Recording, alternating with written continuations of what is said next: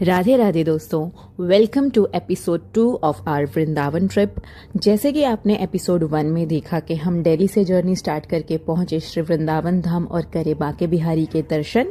आप इस एपिसोड 2 में देखने वाले हैं कि हम जा रहे हैं राधा वल्लभ के मंदिर में और मैं पूरा रास्ता आपको दिखाने वाली हूँ। वहाँ पे हमारे दर्शन हुए नहीं हुए, कैसे हुए, ये सब आप इस ब्लॉग में देखोगे और साथ ही देखोगे कि हम अपने एपिसोड 3 में क्या सर्व करने वाले हैं।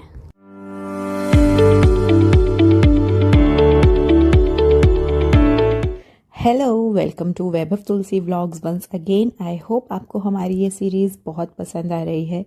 तो गाइज, बाके बिहारी के दर्शन करने के बाद अब हमारी मंडली निकल चुकी है राधा वल्लभ जी के दर्शन के लिए और ये है वहाँ की कुंज गलियाँ, वृंदावन की कुंज गलियाँ। ऐसा माना जाता है कि राधा वल्लभ जी के विग्रह को भगवान शिव पूजा करते थे। तो एक बार एक आत्मदेव नाम के ब्राह्मण हुए, उन्होंने कैलाश पर्वत पर जाकर बहुत तप किया और भगवान शिव ने उनसे प्रसन्न होकर उनसे वर मांगने को कहा। तब आत्मदेव ब्राह्मण ने कुछ नहीं मांगते हुए कहा कि आपके मन को, आपके हृदय को जो सबसे प्रिय है, आप मुझे वही दे दीजिए। तो भगवान शिव के हृदय को सबसे ज़्यादा जो प्रिय था वो थे राधा वल्लभ जी और उन्होंने वो आत्मदेव जी को दे दिए। साथ ही उन्होंने उनकी पूजा पद्धति को भी अच्छे से समझाया। अब आत्मदेव जी एक वन में राधा वल्लभ जी की सेवा करने लगे, जैसा कि उन्हें भगवान शिव ने बताया था। अब उन्होंने एक शर्त रखी कि वो राधा वल्लभ जी के विग्रह को उसी भक्त को देंगे जो उनकी दोनों पुत्रियों से विवाह करेगा। समय एक हरिवंश नाम के बहुत बड़े संत हुआ करते थे, जिनके स्वप्न में आकर श्री राधा रानी ने स्वयं कहा कि आत्मदेव जी से राधा वल्लभ के विग्रह को लाकर वृंदावन में स्थापित करें। सुबह होते ही हरिवंश जी वन को गए आत्मदेव जी से राधा वल्लभ जी का विग्रह। तक राधा रानी ने भी आत्मदेव जी के स्वप्न में आकर उनको भी आदेश दे दिया था कि हरिवंश जी को उनको राधा वल्लभ जी का विग्रह दे दे। हरिवंश जी ने आत्मदेव की दोनों पुत्रियों से विवाह किया और राधा वल्लभ जी के विग्रह को लेकर और अपनी दोनों पत्नियों को लेकर वृंदावन में आ गए।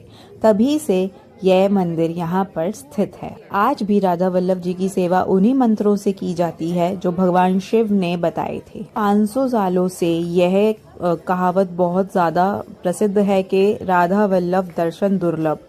सच में राधा वल्लभ के दर्शन हर किसी को नहीं मिलते, बहुत मुश्किल से ही मिलते हैं। तो चलिए हम देखते हैं कि हमें आज दर्शन होंगे या नहीं।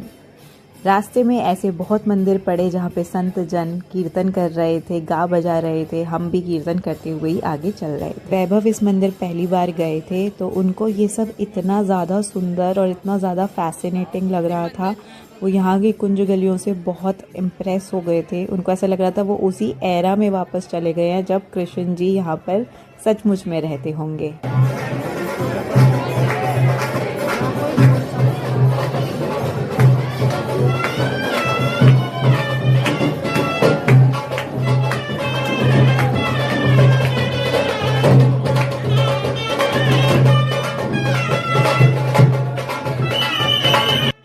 तो फाइनली अब हम प्रवेश कर रहे हैं राधा वल्लभ के दरबार में।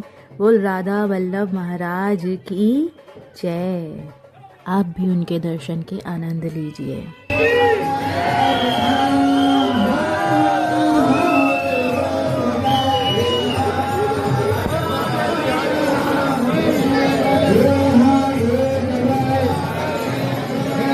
समय पर गए थे वहाँ पर इस बार फूलों के बंगले की सजावट हो रखी थी जो बहुत ही सुंदर लग रहा था। राधा वल्लभ जी ने हमसे पर्दा करा हुआ था, शायद उनका दर्शन देने का मन नहीं था, इसीलिए कहा जाता है राधा वल्लभ दर्शन दुर्लभ। पर फिर भी उस मंदिर में जाकर भी हमें बहुत अच्छा महसूस हुआ, बहुत ही ज़्यादा ब्लेस्ड फील हो रहा था। ऐसा लग रहा था कि उनका आशीर्वाद तो हमें मिल ही रहा है।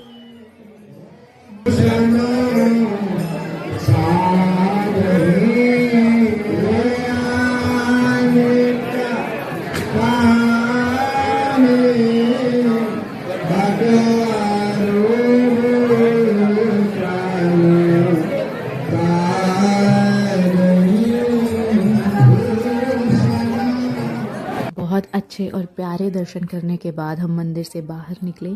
चीकू जब तक सो चुका था थक कर, लेकिन फिर भी हमें बहुत मज़ा आ रहा था। हर जगह राधा कृष्ण का जाप चल रहा था। जैसे कि मैंने पहले भी बताया था, यहाँ पर जाकर आपको राधा में कृष्ण और कृष्ण में राधा नज़र आ ही जाते हैं।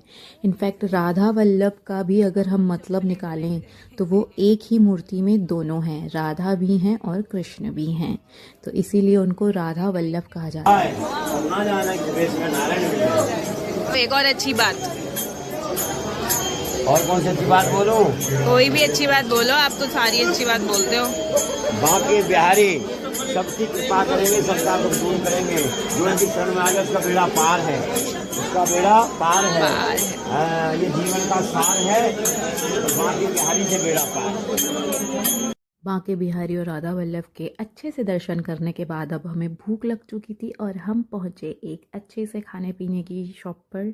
वहाँ पे हमने टिक्की और लस्सी खाया और पिया।